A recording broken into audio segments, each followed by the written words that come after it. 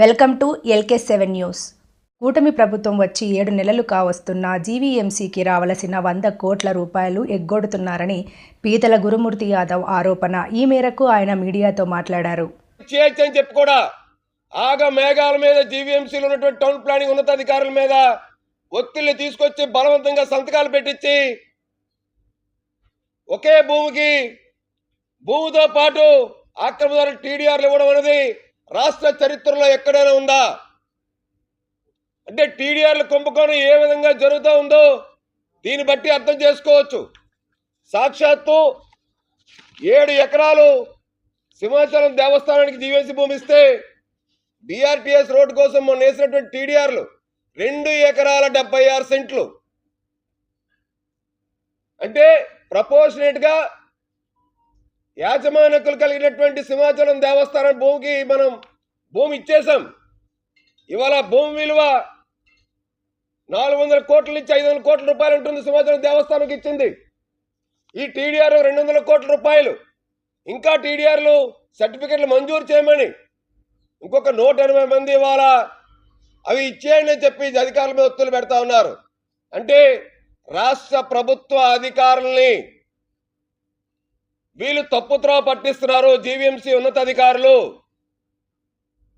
Estate wing లో ఉన్నటువంటి 7 ఎకరాల భూమి మనం ఏదైతే బదలాయించామో సింహాచలం దేవస్థానానికి జీవీఎంసీ మురసల్లావు దగ్గర ఆ డాక్యుమెంట్లు ఎందుకు దాచిపెట్టారని అడుగుతున్నాం. ఇవన్నీ ఒక ఎత్తు.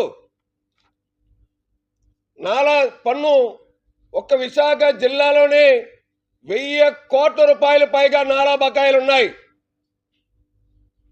నాలా బకాయిలు ఉండడానికి గల కారణం రెవెన్యూ అధికారులతో పాటు జీవీఎంసీ రెవెన్యూ అధికారులు, జీవీఎంసీ టౌన్ ప్లానింగ్ అధికారులు లక్షల రూపాయలు ముడుపులు తీసుకొని ఒక వ్యవసాయ భూమిని వ్యవసాయేతర భూమి కింద కన్వర్ట్ చేయాలంటే, గజాల్లోకి మార్చాలంటే సెంట్లో ఎకరాల్లో ఉన్నది ఖచ్చితంగా నాలా చెల్లించిన తర్వాతే, 1 టైం కన్వర్షన్ చేసిన తర్వాతే అప్పుడు జీవీఎంసీ రెవెన్యూ అధికారులు ఖాళీ స్థలం పన్ను వేయాలి.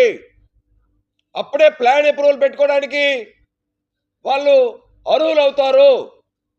అలాంటిది ఏమీ జరగకుండా నాలా బకాయిలు 100 కోట్ల రూపాయల్లో ఉంటే పెద్ద పెద్ద భవన నిర్మాణాల కోసం, నిర్మాణదారుల కోసం జీవీఎంసీ రెవెన్యూ అధికారులు, టౌన్ ప్లానింగ్ అధికారులు లక్షల రూపాయలు లంచాలు తీసుకొని పెద్ద మొత్తంలో నాలా చెల్లించకుండానే వీళ్ళు భవన నిర్మాణాలు చేపట్టేసి ఇవాళ 1000 కోట్ల రూపాయల పైగా ప్రభుత్వ ఆదాయాన్ని గండి కొట్టారంటే జీవీఎంసీ అధికారులు ఏ స్థాయిలో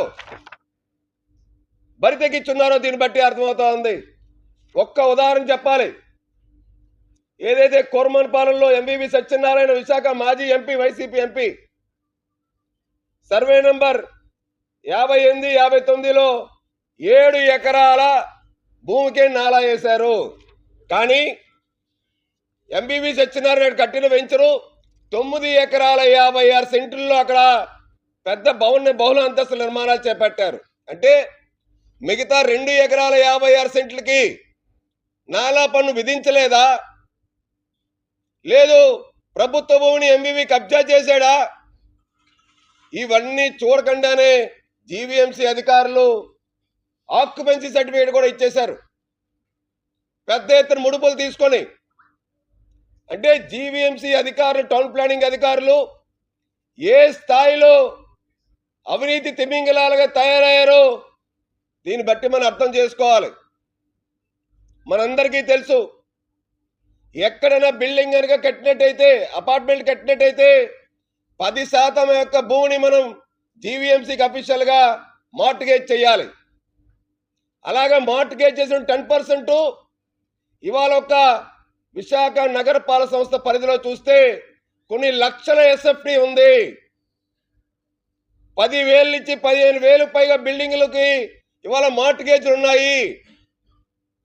ఇన్ని లక్షల ఎస్ఎఫ్టీ ఏదైతే జీవీఎంసీకి తాకట్లో ఉన్నాయో అవి ఎందుకు జీవీఎంసీ అధికారులు స్వాధీనపరచుకోవట్లేదు?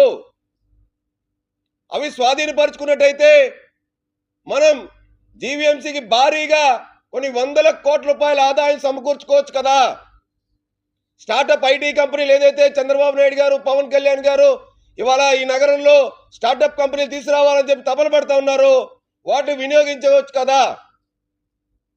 తాకట్టు ఏమిచ్చి జీవీఎంసీకి ఉన్నాయి, అనుభవించేది ఏమిచ్చి అనుభవంలో ఉన్న వాళ్ళు నుంచి అక్రమదారులు, బిల్డర్లు, జీవీఎంసీ అధికారులు, టౌన్ ప్లానింగ్ అధికారులు ఎందుకు ఇన్ని లక్షల సేఫ్టీ ఏదైతే జీవీఎంసీకి తాకట్లో ఉన్నాయో ఆక్యుపెన్సీ సర్టిఫికెట్లు లేకుండా అవి ఎందుకు స్వాధీనపరచుకోవట్లేదని చెప్పి మేము అడుగుతా ఉన్నాం. అంతేకాదు నాలా పన్ను చెల్లించకుండా, భవన నిర్మాణాలు సక్రమంగా ప్లాన్ ప్రకారం నిర్మించకుండా ఉన్న వాటికి టౌన్ ప్లానింగ్ అధికారులు లక్షల రూపాయల ముడుపులు తీసుకొని ఏదైతే ఎంబీవీకి ఇచ్చేశారో అలాగే అదే మాదిరిగా వీళ్ళు ఆక్యుపెన్సీ సర్టిఫికెట్లు ఇచ్చేశారు. అంటే అవినీతి ఏ స్థాయికి పెరిగిపోయిందో దీన్ని బట్టి అర్థం చేసుకోవాలి. మీ అందరికీ తెలుసు, జీవీఎంసీ పాలక మండలి ఏర్పడిన వెంటనే షాప్ రూమ్లు